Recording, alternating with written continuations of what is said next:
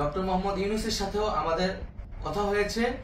Doctor Mohammad ইউনূসকে প্রধান উপদেষ্টা করে অন্তর্বর্তীকালীন সরকার গঠন করা হবে। প্রিয় মুক্তিকামী ছাত্র জনতা, আমরা দেখতে পাচ্ছি যে আমাদের এই অভ্যুত্থান এবং বিপ্লবের পরেই দেশে অরাজকতা, নাশকতা করছে ফ্যাসিস্ট এবং তাদের দোসররা।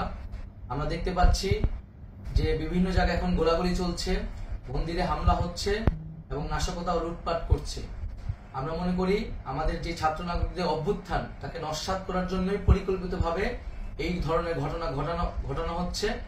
আমরা মুক্তিকামী ছাত্র জনতাকে সজাগ এবং সতর্ক থাকতে আহ্বান জানাচ্ছি এবং আমাদের যে অন্তর্বর্তীকালীন সরকার, আমরা সেই সরকারের যে প্রস্তাবনা 24 ঘন্টার সময় নিয়েছিলাম, জরুরি পরিস্থিতি মোতাবেক আমরা এখনই তার একটি রূপরেখা ঘোষণা করছি। আমরা সিদ্ধান্ত নিয়েছি যে সর্বজন গ্রহণযোগ্য, আন্তর্জাতিক খ্যাতিসম্পন্ন, নোবেল পুরস্কার বিজয়ী ডক্টর মোহাম্মদ ইউনূসকে প্রধান উপদেষ্টা করে অন্তর্বর্তীকালীন সরকার গঠন করা হবে এবং ডক্টর মোহাম্মদ ইউনূসের সাথেও আমাদের কথা হয়েছে। তিনি ছাত্র জনতার আহ্বানে বাংলাদেশকে রক্ষা করতে এই গুরু দায়িত্ব নিতে সম্মত হয়েছে। আমরা সকালের মধ্যেই আমরা এই সরকার গঠনের প্রক্রিয়া দেখতে চাই।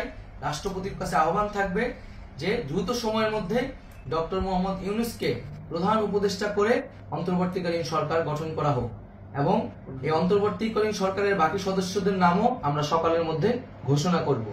প্রিয় বন্ধুগণ, দেশে যে অরাজকতা চলছে, মানুষের জীবনে নিরাপত্তাহীনতা চলছে, সেজন্য আমরা রাষ্ট্রপতির কাছে আহ্বান জানাচ্ছি দেশে আইন শৃঙ্খলা পরিবেশ ফিরিয়ে আনার জন্য দ্রুত সময়ের মধ্যে কার্যকর ব্যবস্থা নিতে হবে এবং আইন শৃঙ্খলা বাহিনীকে সহযোগিতা করার জন্য মুক্তিকামী ছাত্র জনতাও রাজপথে থাকবে এবং অন্তর্বর্তীকালীন সরকার গঠন না হওয়া পর্যন্ত মুক্তিকামী ছাত্র জনতাকে রাজপথে থেকে তাদের যে অভ্যুত্থান, সেই অভ্যুত্থানকে রক্ষা করতে হবে।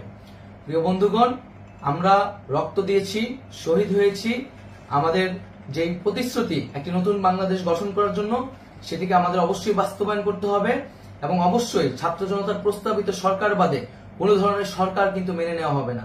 আমরা বলেছি কোনো ধরনের সেনা শাসিত সরকার অথবা সেনা সমর্থিত সরকার অথবা এই ফ্যাসিস্টদের দোসরদের কোনো বি টিম সরকার কিন্তু আমরা মেনে নিব না। কোনো গণবিরোধী সরকারকে মেনে নেওয়া হবে না।